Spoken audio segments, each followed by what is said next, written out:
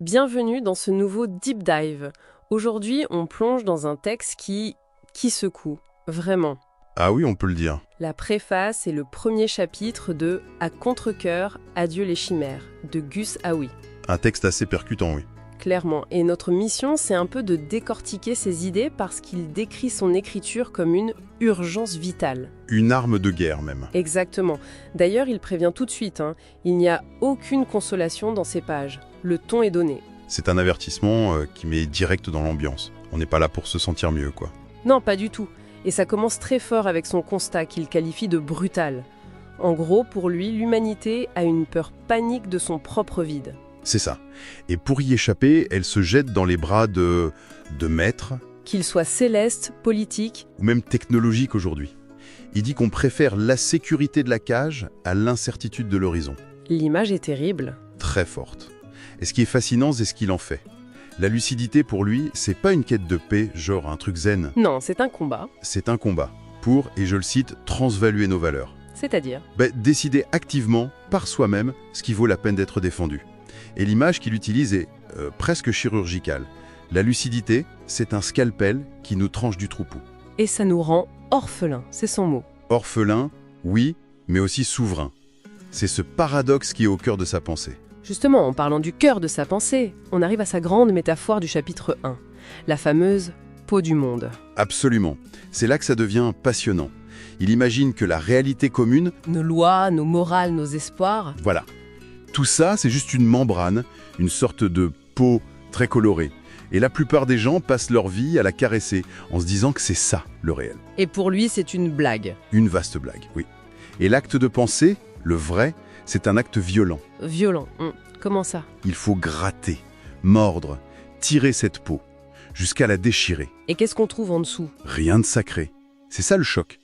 Les nations, les dieux, la morale, il réduit tout ça à du vent, du sang, du pouvoir, du hasard. La vérité est violente, nue, aveuglante. C'est exactement ça. Il y a cette citation qui résume tout. Penser, c'est accepter de la déchirer. Tout ce qui vous rassure n'est qu'un mensonge. C'est vertigineux comme pensée. Et forcément, ceux qui osent regarder sont immédiatement traités de fous, de cyniques. Oui, c'est le système immunitaire du groupe, quoi. On protège l'illusion collective. D'accord. Mais alors, une fois qu'on a fait ça, qu'on a déchiré la peau et qu'on regarde cette chair crue du monde, comment on fait pour pas sombrer dans le nihilisme le plus total? C'est la question cruciale. Et c'est là que le texte est plus subtil qu'il n'y paraît. Il évite ce piège. Comment? En fait, pour Haoui, cette découverte, c'est pas une fin, c'est un point de départ. C'est vrai, le monde est brutal, absurde, indifférent. Il n'y a pas de sens tout fait qui nous attend. Pas de paradis à la clé. Aucun. Mais c'est justement cette absence qui crée une liberté radicale. Cette vision, dit-il, est suffisante pour tout faire vaciller. Le confort disparaît, mais les chaînes aussi. C'est une forme de liberté qui peut faire peur, mais qui est absolue. Exactement. Le message, c'est pas « rien n'a de sens, donc à quoi bon ?» C'est plutôt « rien n'a de sens a priori, du coup, c'est à nous de le construire ». C'est là qu'on retrouve l'idée de souveraineté du début. Tout à fait.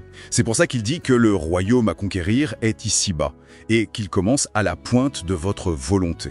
Pour résumer, ce texte est donc un appel à refuser les illusions confortables, les morales préfabriquées. C'est ça. C'est une invitation à une sagesse qui vient pas du réconfort, mais de l'audace. L'audace de regarder la réalité en face sans aucun filtre. C'est une philosophie exigeante. D'ailleurs, il conclut sa préface avec une phrase très provocatrice. Laquelle? Il dit au lecteur « Si ce livre vous brûle les mains, c'est qu'il a atteint son but. Il ne cherche pas l'adhésion, il cherche la réaction. » Exactement. Et ça nous laisse peut-être avec une dernière interrogation, plus personnelle cette fois. Au-delà de la théorie, on peut se demander quelle serait la partie de cette peau du monde la plus difficile à déchirer dans sa propre vie? Quelle est l'illusion qui nous est la plus chère, finalement? Et surtout, qu'est-ce qu'on aurait le plus peur de découvrir juste en dessous? On plonge dans un texte très personnel qui s'intitule « À contre-cœur ». Oui, c'est presque une confession en fait. Le récit d'une crise de foi, mais raconté de l'intérieur. Et notre mission, ça va être d'explorer ce conflit, ce tiraillement entre une croyance héritée, un drame, et puis toute la pression sociale qu'il y a autour. C'est ça. On va suivre le parcours de quelqu'un dont les fondations, tout ce qu'il croyait certain, se mettent soudainement à trembler. Alors pour commencer, le texte nous présente un garçon calme. C'est ça. Élevé dans une foi qui était presque un rituel, quelque chose d'assez mécanique. Voilà. Et puis il y a une fissure. Une fissure qui est déclenchée par la mort de son père. Il n'a que 19 ans. Et là, c'est un séisme. C'est pas seulement un deuil. Non, c'est plus que ça. C'est toute son idée de la justice divine qui vole en éclats. Il y a d'ailleurs une citation de Rimbaud qu'il utilise et qui est très très forte, je trouve. Un soir, j'ai assis la beauté sur mes genoux et je l'ai trouvée amère. C'est un moment charnière. La perte d'un père devient la perte d'un cadre pour comprendre le monde. Comme si le pacte tacite avec le divin était rompu. C'est exactement ça. Et ça l'oblige à tout réévaluer. Absolument tout. Et j'imagine que ce doute ne restait pas juste personnel. Ça change aussi son regard sur sa communauté. Totalement. Et c'est là que ça devient fascinant. Son doute intérieur le pousse à observer les autres. Et ce qu'il voit, c'est la foi qui est devenue un spectacle. Un spectacle, c'est-à-dire ? Il décrit des scènes très précises, tu vois. Une réunion qui commence par une prière, qui se termine par une prière. D'accord. Mais entre les deux, c'est rempli de mensonges, de coups bas. Il perçoit une hypocrisie immense. Et c'est là qu'il fait le rapprochement avec Nietzsche, je crois. Oui, avec l'Antichrist. Il voit une forme de manipulation, cette idée que la religion peut devenir une façade, un outil de pouvoir, qui masque des intentions beaucoup plus terre-à-terre. Et le fait de voir ça chez les autres, ça vient valider son propre sentiment. Exactement. Le problème n'est plus seulement le sien, il se rend compte que c'est systémique. Mais alors, comment on gère un tel écart ? D'un côté, il doute, et de l'autre, tout le monde continue de le voir comme un chrétien dévoué. Mais on ne le gère pas, c'est intenable. Un potentiel futur pasteur même. Et c'est là qu'il se sent devenir un imposteur. Ah oui, bien sûr. Il est hanté par ce décalage entre ce qu'il est et ce que les autres attendent de lui. Ça soulève une question énorme sur le conflit entre l'identité personnelle et l'identité sociale. Et le prix à payer pour être honnête avec soi-même semble immense. Immense, oui. Surtout dans le contexte qu'il décrit, notamment en Afrique. Il dit que mourir sans religion, ça peut réduire un enterrement à celui d'un animal. C'est une phrase terrible. Ça dépasse la simple déception des proches. L'enjeu, c'est de ne pas être effacé socialement, même après la mort. Alors, au final, qu'est-ce qu'on retient ? Le texte nous laisse un peu en suspens sans vraie réponse. Non, il n'y a pas de solution. On reste avec son dilemme. Dois-je assumer ce que je suis devenu ou continuer à vivre à contre-cœur ? Est-ce que c'est une voix qui nous juge ou est-ce juste notre propre pensée qui s'écoute parler ? Avec cette crainte que si on confond les deux, On n'est plus qu'un automate, guidé par une voix qui au fond n'est pas vraiment la nôtre. ce qui laisse peut-être une question ouverte pour toutes celles et ceux qui ont déjà ressenti ce décalage entre leur monde intérieur et leur image publique, jusqu'à quel point l'honnêteté envers soi-même justifie-t-elle le risque de l'isolement social ? On s'attaque à un texte unique. Un seul extrait, mais alors, quelle densité. C'est tiré du livre « À contre-cœur » de Gous. Et notre mission, c'est de plonger avec lui dans une vraie spirale de questionnement. Sur l'identité, sur l'authenticité, enfin, sur le sens de tout ça. Ça démarre très fort d'ailleurs. On est tout de suite happé par un dilemme.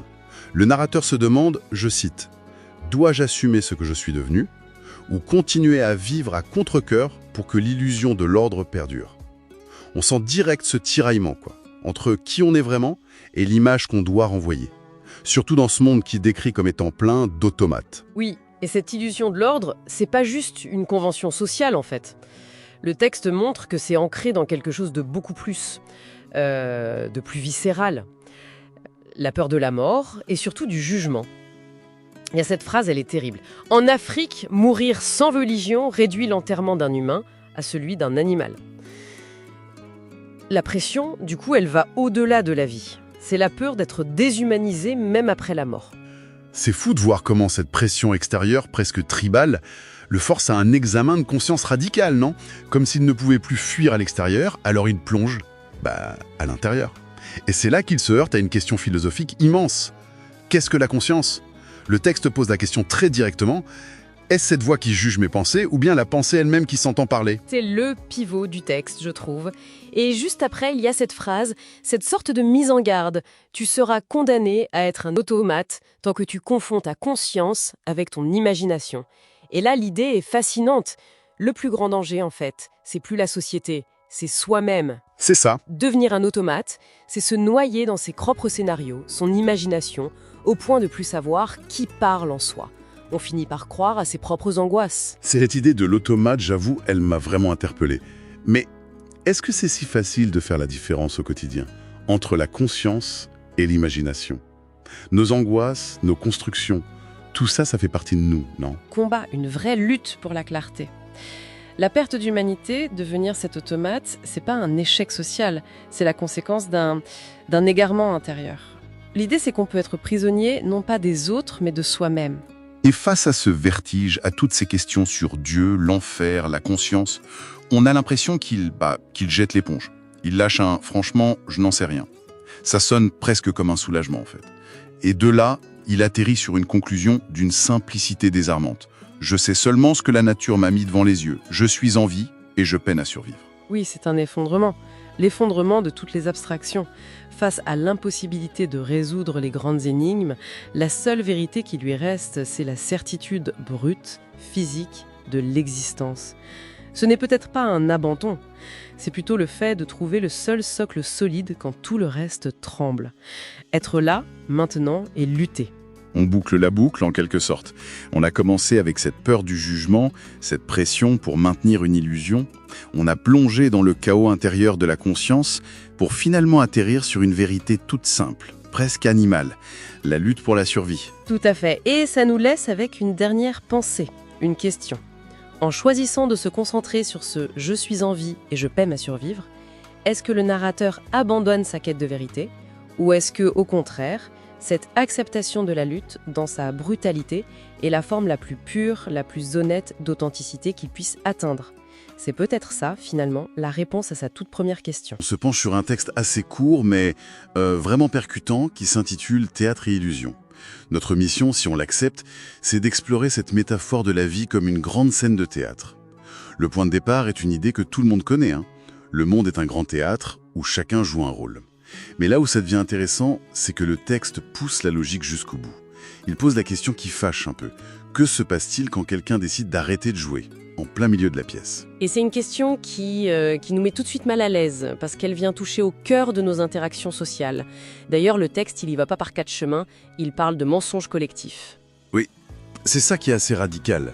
Quand on entend mensonge, on pense à des trucs énormes, des trahisons. Mais ici, pas du tout. Le texte parle de nos gestes les plus quotidiens. Le sourire aux collègues qu'on n'apprécie pas forcément, le « ça va automatique ». Les promesses qu'on sait intenables. Exactement. Alors, qualifier tout ça de mensonge, c'est pas un peu excessif?